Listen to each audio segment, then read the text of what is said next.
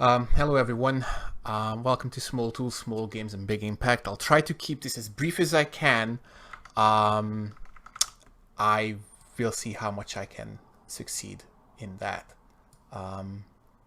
Alright, so, please, thank you. So hi everyone, my name is Ákos Démuth. I'm currently a PhD research student at Abertay University, where I also got my degree in game design and production management. I've previously worked on serious games and interactive data visualizations involving topics like tuberculosis or the role of the 4th Black Watch, Dundee's own battalion in the Great War. Today I'll be introducing you to the world of small games, and we'll try to illustrate two different tools that can be used to create games in the matter of minutes, with no previous knowledge required. But first, just a little illustration of scale. So Call of Duty is one of the largest franchises in video games right now, and it's been going on for very many years.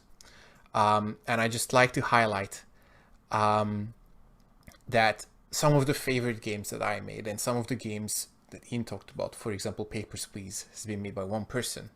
Those teams are smaller than the team that was responsible for making the light reflections on this screenshot.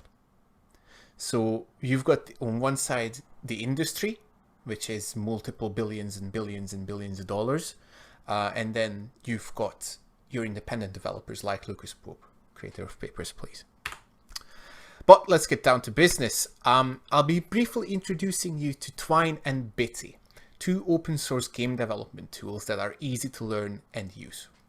These tools allow people to create interactive experiences without having to invest large amounts of time and money into buying and learning tools or having to learn how to code. The tools themselves and the games created with them are web-based, which makes them easy to work and distribute. Twine is created by Chris Klimis, who is crowdfunding development of the tool itself on Patreon. As mentioned before, you can access Twine on the web. No downloads or installation required.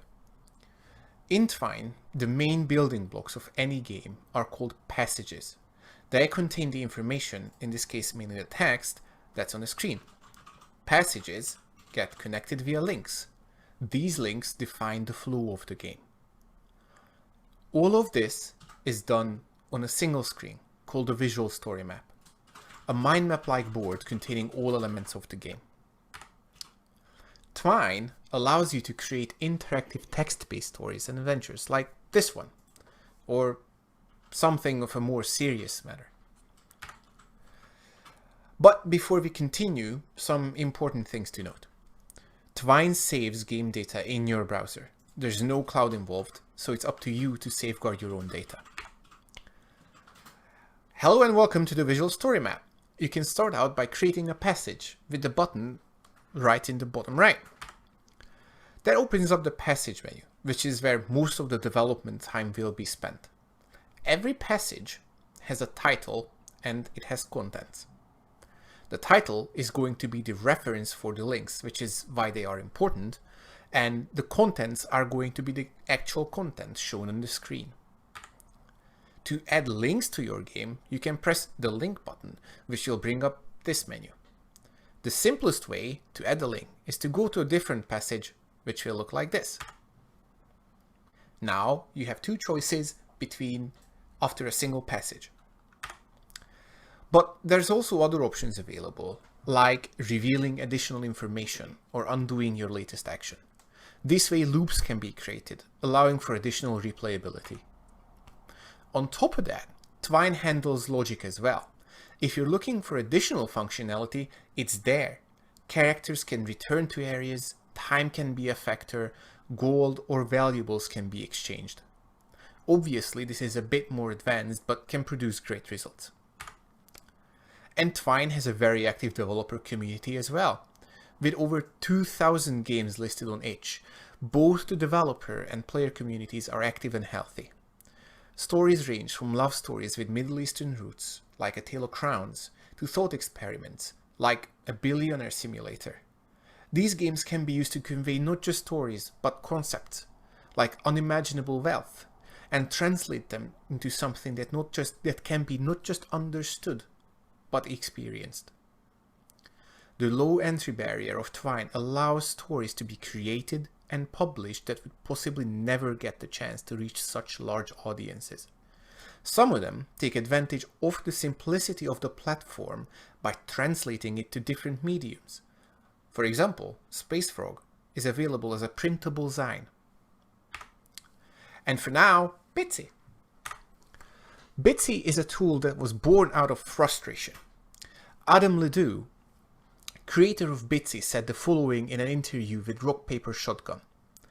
Bitsy came from my own frustrations with trying to finish a game. Naturally, the solution was to build a new game engine from scratch. He's a fellow engineer. I wanted to stop worrying about programming details and screen resolutions, platform differences, post-processing effects. I wanted to be able to immediately work on the heart of what I was trying to create. A world with a story. So what did he end up with?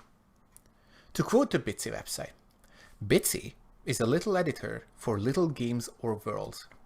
The goal is to make it easy to make games where you can walk around and talk to people and just be somewhere. It allows you to create the graphics, the logic, dialogue, interaction, and world all in the same place, in your browser. Memory Empire is a game that explores the themes of loneliness and immigration. The player walks through a set of objects that slowly reveal pieces of a poem. All of what you see on the screen right now has been created inside of Bitsy, including the graphics themselves.